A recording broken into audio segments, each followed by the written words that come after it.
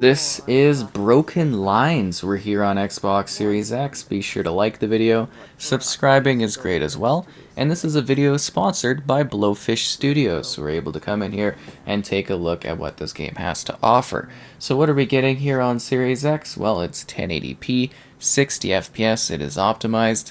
So what exactly is this game? It is a story-driven turn-based shooter with a bit of a different sort of, I guess you would say, twist and or design to it. And we'll be going over some of those concepts within this title. So this is after the initial kind of setup level that introduces you to the core concept and mechanics of the game. So what we're getting here is a scenario that is a story-driven tactical RPG in an alt history World War II setting. You are basically an unseen hand guiding this group of ragtag soldiers that have been split up after this sort of crash, and you are attempting to survive and make it through this narrative-driven adventure, where your choices and your decisions do actually matter and impact what is going to happen, since this game does actually have multiple endings that can happen. So you are essentially basically going to be able to replay this multiple times if you'd like to, in order to see what exactly could possibly happen within this one. And your characters, they have different tactical abilities and things that make them helpful. There's a neat sense of, within this turn-based system, cover. As you can see, there's certain percentages that your characters will have when they reach certain vantage points. So you can see we're actually creating an overly complex system here with this one guy, just so you get an idea of how this can work. So for this one individual, we've basically set them up where they're going to be doing like cover to cover to cover to cover. And yeah, that's kind of how it's going. And then you can further adjust your other squad mates. And everybody has like different weapons, personalities, and style and feeling to them. So they all have different actions and how they kind of go. And you're basically fighting this maskless force that is a presence here. And you're going to learn a little bit more about who they are, what they're doing, and their purpose. And it actually might give you a little bit of a fun surprise throughout the story here. So obviously she's not looking too good up there. And this guy is going to have to, I think, face off against this individual over this way, because we are having some problems in regards to getting shot in the back. So hopefully this will all work out and people won't die, because your characters actually can, I guess you would say there's a permadeath system to this. And there's also a sense of your characters having like emotional sort of problems as the story progresses, in terms of, the pressure, they're holding their composition together. We'll talk about that a bit more as this goes along. How are we not... sorry, I was just kind of assuming our guys would more easily be able to shoot this person that's right in front of them. So we're just going to move everybody along so they can get good shots going on here. So there's no intel or leadership within this Eastern European location that the group finds themselves within. Your choices will directly, as I mentioned, impact the fate of this particular squad. Each soldier of your crew has their own distinct personality and style and look, and you can personalize and customize things for them as well. So you can take a more direct approach, or you can actually kind of, maybe take things a little bit more, I guess you would say, stealthy to a degree if you would like to. It's really up to you and how you want to go at things, which I think is kind of interesting. Can we give you some, we give this guy anything good? Yeah, let's just go quickly do that and get a little bit of a heal going on here. So the world is inspired by the vividly colored Romanian rural countryside. There's a dark, mysterious side to this as well, because there's this atmospheric fog that blanks out certain areas where you lack knowledge and or the know-how of what's going on in this particular area. And I think that's kind of interesting, the sort of fog of war, you might say. So the whole point behind this was to create a unique mood that helps set it aside from other fronts or other World War II games that are available out there. We're just going to keep sending these guys forward. You know, they're going to auto-shoot as they find enemies nearby. But you do have to position them. Certain guns can only shoot, you know, so far away. And that's a whole element to it as well. So this turn-based combat is where you have to plan your moves, watch what happens. There's hazards that will appear throughout the battle. You might be in the middle of a conflict and new enemies might appear, so you do have to take it bit by bit. Your levels are also timed, so you might want to get the best possible score and whatnot, you know, be like, oh, how long is this supposed to take versus how long I'm going through it, you know, things like that. And your setup, you know, take as much time as you need and really play it how you'd like to, which I think is quite interesting. So continuing with the combat system, I find this rather interesting because it is, we got 0% on that one. We can move around and yeah, let's get up. Let's get up really nice and close on this one. These guys are killing that person, that's fine. So there's tactical depth to this. I don't know if you've been noticing that, but you can destroy the environment to a degree.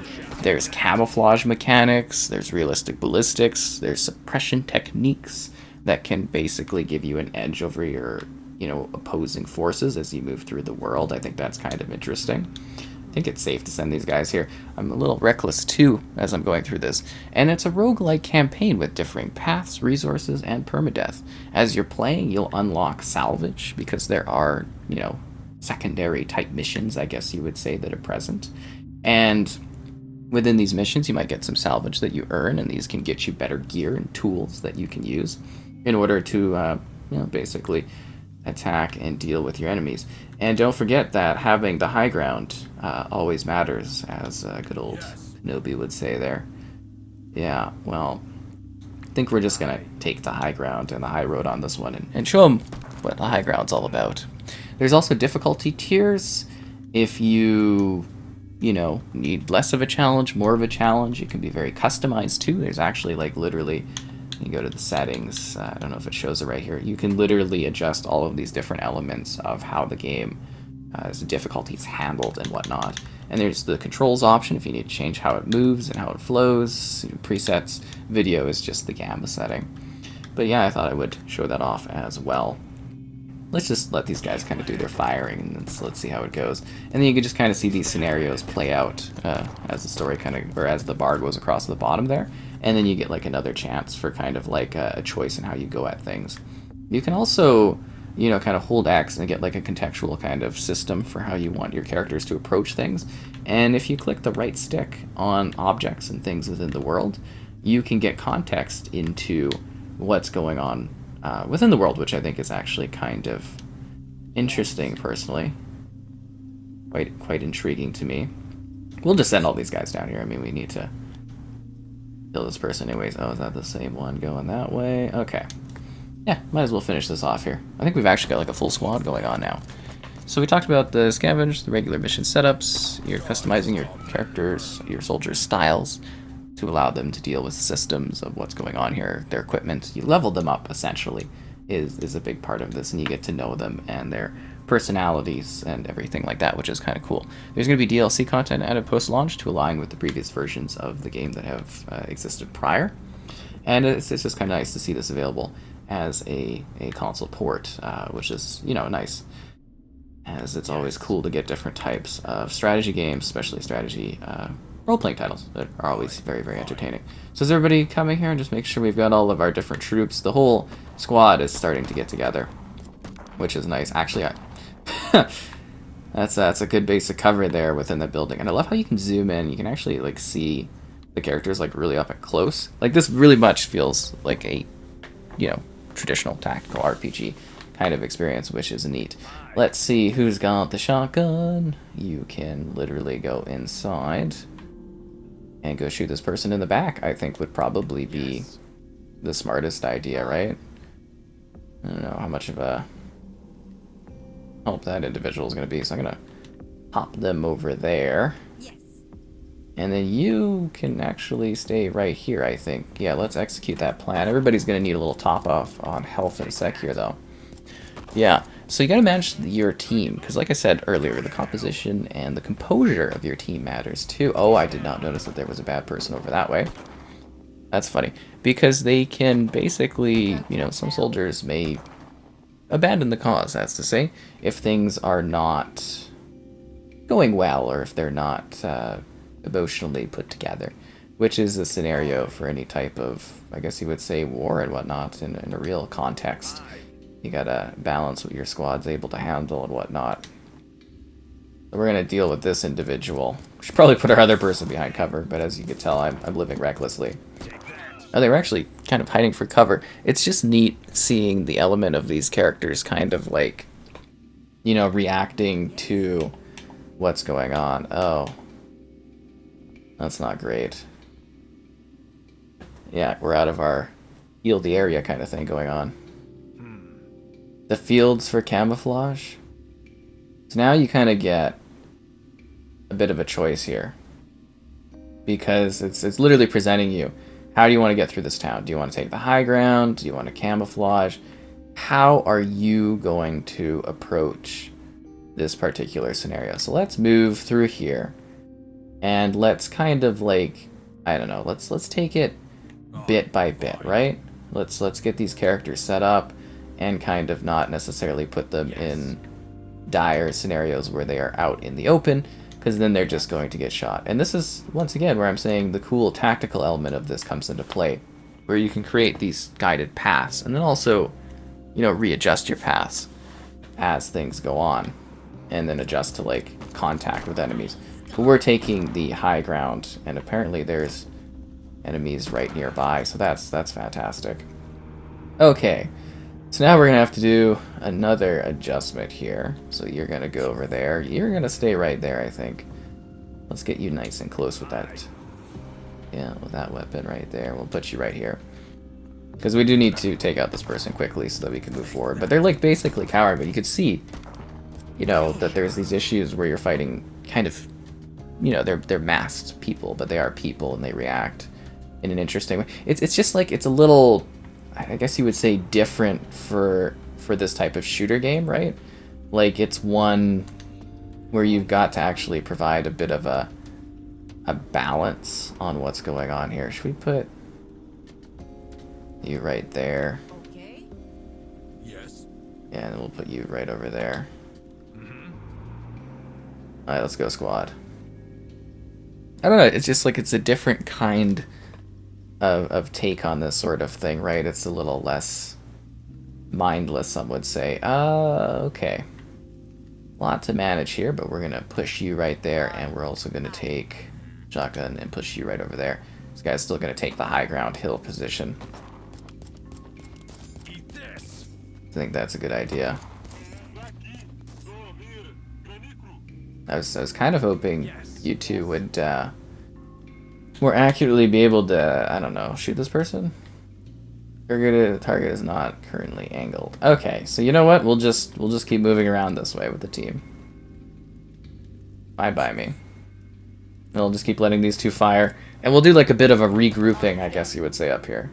Okay, that person's dead. Perfect. I love how the bodies kind of die dynamically too. It's a neat setup because you know, it's not like the traditional turn-based sort of thing, if that makes sense to you. It definitely feels like it's more of like a live combative scenario, you know what I mean? Like, it feels a little bit more dynamic, and you're not just sitting back and forth, you're actually creating approaches in different scenarios as the conflict is ongoing. So we can put these two maybe up here. Well, actually, post you here, and then let's move the rest of our team a little bit further up into the scenario, just so that we can more elegantly set up for a next move afterwards. Because we might put somebody, say, on the wood, or maybe we might notice this house right here and take advantage of that. And your characters will adjust, and they will shoot as they need to, which I think is a good thing. Because it'd be funny if they were just walking, getting shots taken at them. That would be no fun at all for your squad. But it's just neat that you can keep, like, readjusting as you need to, right? I find that to be really, really neat. Is that going to be any benefit actually going into the house, or should we be more direct on our conflict? We're getting close to where we need to go, so I don't think it's too much of an issue to be a little bit more aggressive. And we do have the direct, you know, sort of combat abilities that we can pull from too. I'm just kind of wanting to move everybody into more, you know, pre-set up areas, if that makes sense, so that we better attack or approach this area the best. Go to hell. Because who knows how many more enemies are going to, like, trickle in and whatnot. Target too far away. Well, we're going to keep pushing you forward. Wow, no, not that one. We're going to push you forward. Yes. And you are going to go in the house. And we're going to let you go up that way. We're going to keep an anchor at the back, too. But you can see how the strategy is kind of evolving as we're approaching this. Yes. I don't think you necessarily need to... Oh, it's like a wraparound. Okay. Yeah, sure, why not? Jump out the window. That'll be entertaining. Not like in a bad jump out the window kind of way. But, yeah, so you move over there. I think we can all kind of head in this direction, now that I'm thinking of it. Yes. How are you doing? Let's move you right there. We're just doing an aggressive approach. It'll work out for us. Target's dead. There you go.